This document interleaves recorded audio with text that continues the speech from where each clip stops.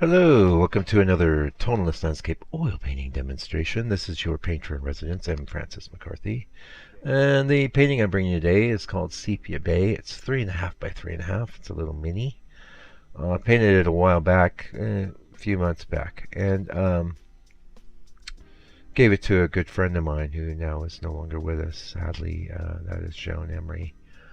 She was a very good painter here at the Quarry Art Center in Fongaray, and loved art, and was well, maybe this can be a little bit more of a philosophical video. But before we get into it, I'm painting on a little piece of MDF. I have a bunch of these I had cut up.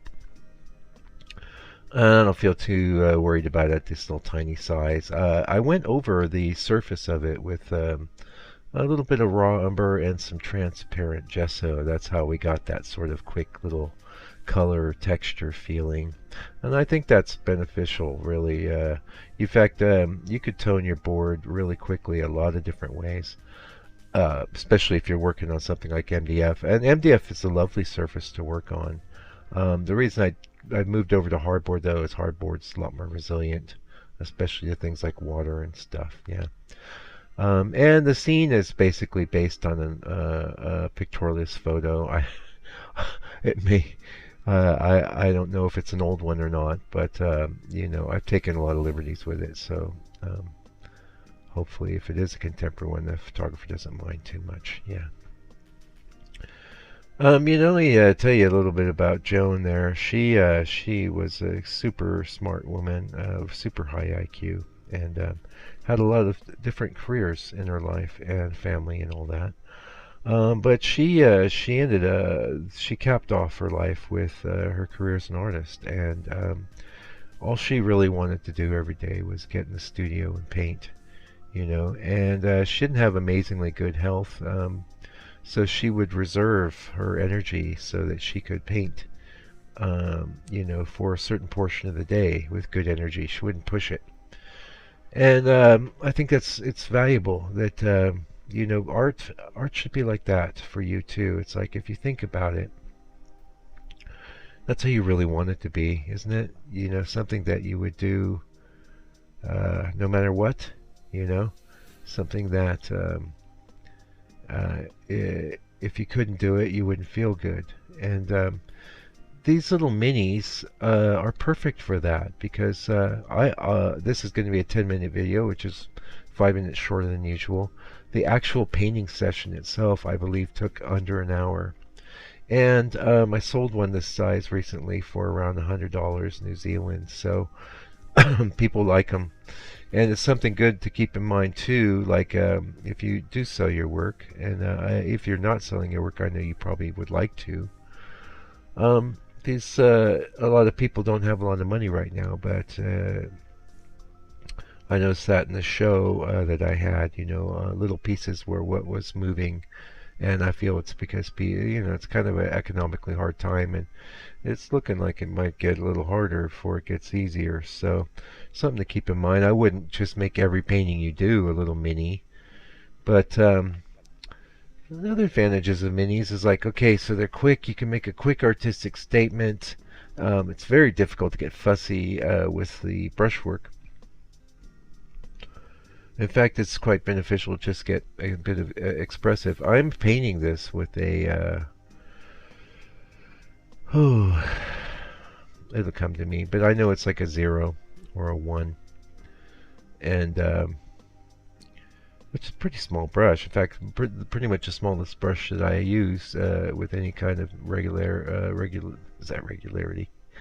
Um, Now, back in the early days of the channel, you'd see that I wasn't using brushes anywhere near this small, and that's because I had a tendency to overwork things, over detail things, over illustrate, because I'd had that career as an illustrator for years. So to wean myself off of that, in fact, I was just looking at a video. One of you lovely people commented on one of my old videos. Sorry, just stopping the dog from barking there. And I'm using, you know, a 4 for something just a little bigger than this, 5 by 5. That's pretty big. It's almost, it's definitely over, it's maybe 3/8 of an inch, not quite 3/8, 5/16 of an inch, I'd say. A 4, your typical 4. In fact, when I was going through this, so I always do these for the members area first, and that's the full-length painting session. The color mixing session for this is pretty much almost 1/5 of the length of that video. So just pre-mixing my colors and getting my colors done was one of the major steps of the painting. It took, a good chunk of the time that the painting took to do. And you can tune in and dive. That's be a great one to watch in the members area if you remember, because it's going to be quick.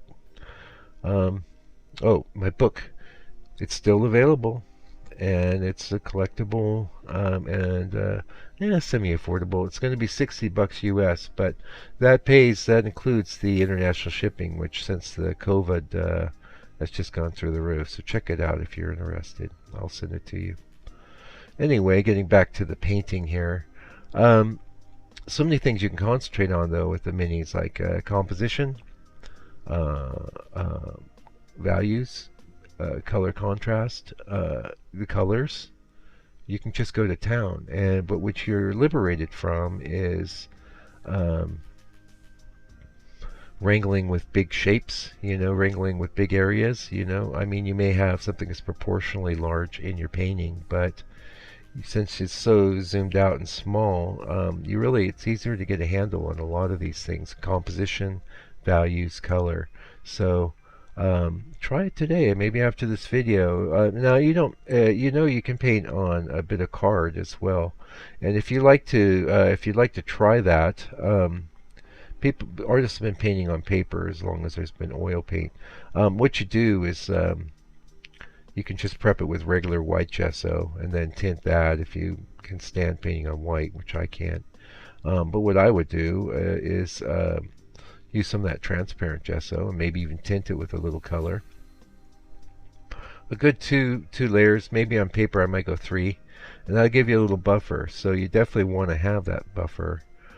Don't paint directly on paper or wood or canvas for that matter, raw canvas. Most of the stretch canvases you're going to buy commercially are already prepped with 2 or 3 coats of acrylic gesso. But yeah, you can even get a watercolor sketchbook type thing, and you can even draw yourself out a little 3x3 area in pencil or charcoal, and just do a painting in the middle of that. But just make sure you prep that surface first, but go to town, do a bunch of them. You will accelerate your learning as a painter, and I think you'll find initially you might find, oh, this is hard.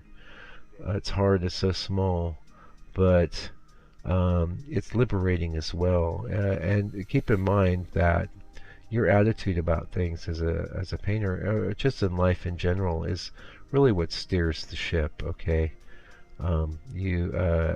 so turn that attitude around if you have a little bit of a bad attitude about working small or working big or doing anything. The main thing that you want to do is do something every day, and you might find that getting your oils out and doing a little mini painting every day, it's easy to do. You can get it done in an hour or so, and you'll have that same glorious feeling of accomplishment that you would have had if you'd gone after bigger work. So and you'll be progressing artistically, so it's a giant win, really. I would caution you to not do only mini paintings, but if you're not doing them, definitely consider it. And the other thing is, you can grab random reference. You can just have your phone leaning against something, turn it on, so plug it in, of course, first, so you're not draining the battery, but lean it against something, maybe with a little blue tack, and use and turn off the auto off feature, and just find yourself some little photo somewhere you think would be cool. I really do like pictorialist stuff, because it's already like been pre-digested. It already looks very painterly, so that's an awesome. But you can use any bit of reference, because you're going to have to simplify it. And learning to that's the other thing, learning to simplify your subject is the key to becoming a good painter. Many people think it's the opposite. Many people think that because they'll see paintings that are chock-a-block with detail and they go, oh, that's really awesome. I wish I could pull that off. And maybe you could one day, but I guarantee you that that painter, underneath the surface detail, has worked out a simpler framework that makes coherent sense. You have to. You really have to. The painting has to make a bold and simple statement to be a good painting. Yeah. Anyway, I don't know where this painting is now. It has a little destiny and life of its own, which is another amazing thing about paintings, isn't it?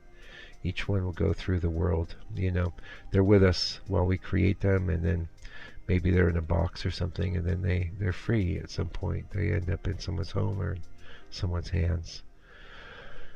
Anyway, that's it for this video. It's a little short. Hopefully you don't mind. Maybe you like that. Let me know in the comments if you like 10-minute videos better. Maybe I'll do more of them. But until I come back with another video for your edification and enjoyment, please do me a favor. Oh, yeah, support this channel. Give me a comment or something. Whatever you can do. You know, even those likes, it's not very hard to click that thumbs up, but, you know, I guess YouTube likes it. I respect comments a lot more since they require a bit more effort. But also, if you have any financial wherewithal, throw some of your painter in residence's way. But until I come back with another video for your edification, enjoyment, do me a favor, do me a solid.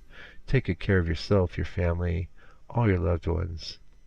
Stay out of trouble, and God bless you and your family.